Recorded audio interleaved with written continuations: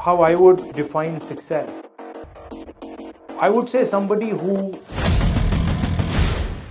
Sir, what is your vision about the research capabilities, especially in a research institute, considering there is a cut down in research fund and increase the taxation on equipment, sir? Put as much money you want in R&D. If you're not actually producing the thing, it will just be a budget. So the problem is, we don't respect labor. We respect conceptual work.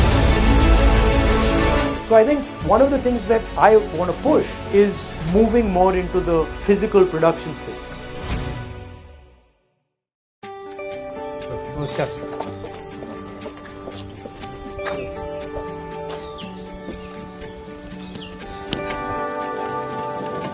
I'd like to welcome all of you here. Thank you for coming. So let me start by asking you guys, so I get a sense of what you're thinking. How would you define success? A one-word answer, happiness. Success is journey.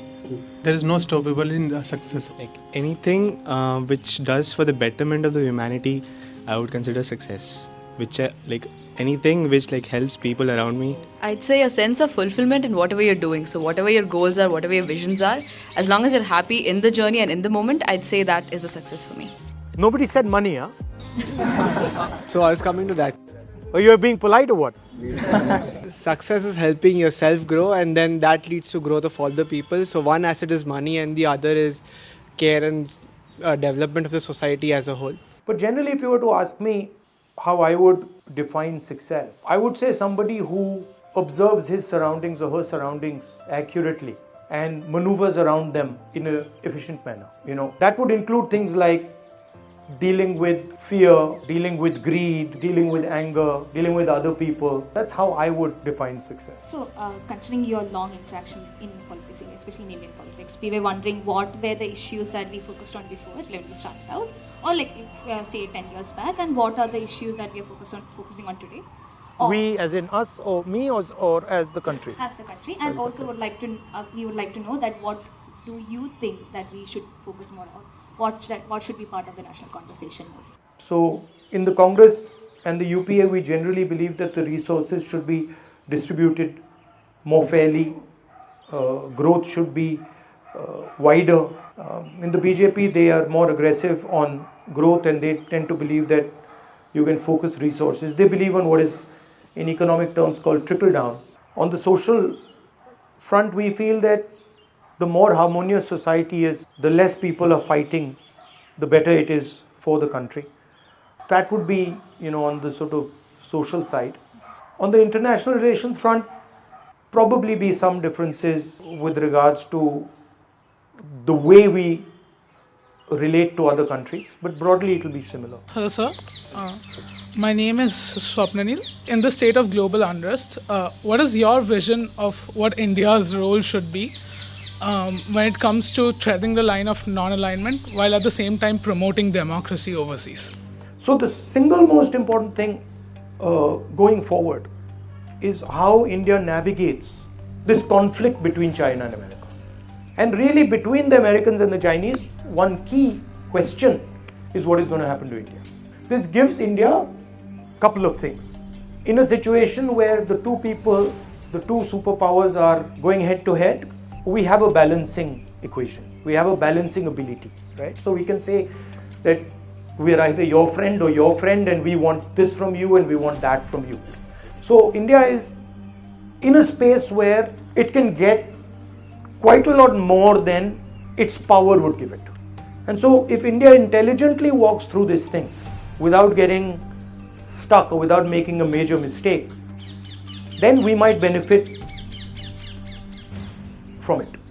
Namaskar, sir. Sir, your father, Honorable Sri Rajiv Gandhi ji, founded Jawaharlal Nehru Vidyalaya, a pioneering step towards quality education for CBSE, especially in rural India. Recently, according to UDAIS 2021 data, the net enrollment ratio for secondary and higher secondary education is around 53% and 35%. Additionally, our quality is not up to the required global standard. So what are your policies and what is Congress Party's vision to increase the enrollment rate and quality as well as accessibility to everyone for education? I feel that a country needs to guarantee quality education to its people. And I don't think that the best way to guarantee quality education to our people is to privatize everything. Because frankly, when you bring the sort of financial incentive into the game, you don't actually give a quality education. I mean, I've said this many times, the best institutions in our country are government institutions, yours being one of them, right? And so I argue for much more money being spent in education by governments. I also have serious problems with the way our education system is set up. I don't think our education system allows the imagination of our children to thrive. You might not agree with me, but I think it's a very restrictive system, top-down system, and I don't think it is broad enough, right? It's very narrow. I mean, I walked from Kanyakumari to Kashmir, and I must have spoken to thousands of kids, and I asked them, what do you want to do? Lawyer, doctor, engineer, army. It can't be that there are only 5 things to do in this country. But that's what our education system is pushing. That, success, as we said, success as far as our education system is concerned is if you're an engineer or a doctor, or you join the IAS, IPS, or then you get into the forces. And really that's just going to be 1% of our population. Maximum 2. 90% of our population is never going to do this.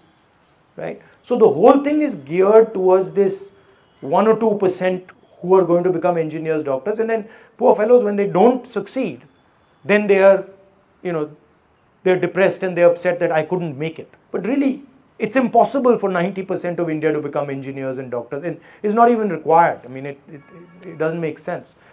So, allowing kids to do what they want and allowing them to experience and do multiple things. Our education system disregards many things.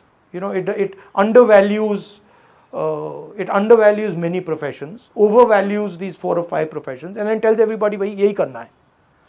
So those are the type of things I would change. What is one of the few important things that you would like to see change in the Indian higher education system? In India, but what I remember in the classroom was there's a very clear hierarchy. There's the teacher and we are students. And that person has a role and we have a role.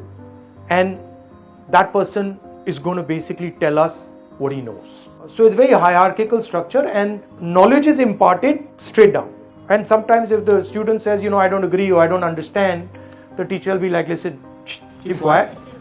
And if you do that too many times, he'll put you at the back of the class and he'll like his 5-7 so-called, call them toppers or sidekicks or whatever, who will repeat what he says, right? The strength of the American system, which is that they will allow you to express yourself, they will allow you to engage with them, and they will broaden your vision. But where they completely fail and they're not interested at all is in the internal system. So they are very interested in what is outside you, the road, the tree, the animals, everything outside. But inside, they're zero. Literally, they don't even have a concept of it. Whereas in India, we might not be so good at the outside, but we are pretty good, especially our traditional systems are pretty good at introspection, looking inside, self-observation, right? And then we have certain basic principles here, ahimsa, truth, etc., that are very powerful but are not in our education system. Namaste sir, my name is Aman Modda. Sir, what is your vision about the research capabilities, especially in a research institute, considering there is a cut down in research fund and increase in the research consumable and in equipment, sir? In my view, innovation will come broadly from the act of production. The problem is that we are not actually producing. Or the innovation emerges from the act of production. Okay? So that's one problem. The second problem in India is that we don't respect labor. So we don't actually respect the act of production. We respect conceptual work. Our society doesn't respect that physical work done by hand. And so we don't fund that work done by hand. We're not actually respecting the skill. And we're not giving money to the skill. But innovation comes from the skill. Innovation doesn't come from the sky. If you start respecting the carpenter, you start respecting the cook, you start respecting the shoemaker, you start respecting the mechanic, then you will start putting money into his business. And the moment you put money into his business, you'll get innovation. So I think one of the things that I want to push is moving more into the physical production space. So to me, really innovation comes from that space. Put as much money you want in R&D. If you're not actually producing the thing, it'll just be a budget. Thank you for coming.